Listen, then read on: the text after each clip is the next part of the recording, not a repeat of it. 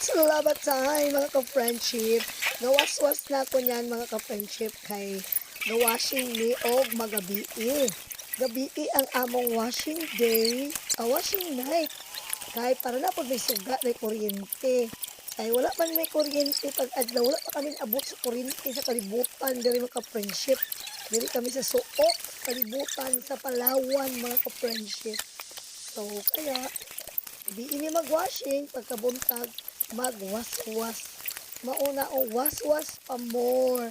Kung ba na nagbumba, siya po na mga ka-friendship ang taga sausaw sa may pabkon. Yes mga ka-friendship. Dirada waswas inday karya nyo. Kaya na may klase. Tabang-tabang na ang inyong lingkod mga ka-friendship. Mao gini trabaho sa panimalay nga mahurot jud ang imong oras maglabad dami mga ka-friendship no. Kay wa may laing manglaba. Amo araw po ng mga sinina. Kami po yung manglaba.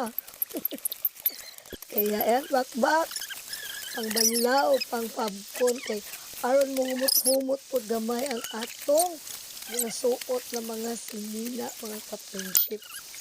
Unya taod-taod po anak init na na ang area nga na mo sayok pa mabanlaw na mi.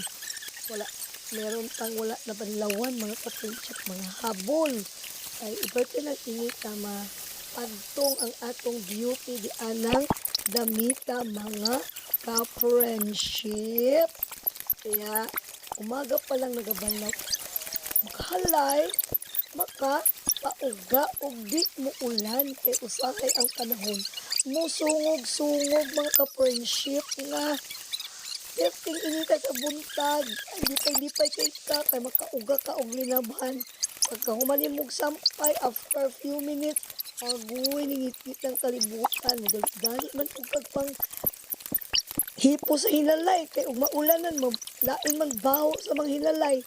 Mao pa, panghapo-hapo ka na mga ka-friendship og bak-bak og pang bulkas sa mga hinalay. Pag humin mo bulkas, ning ilit na pod mga ka-friendship.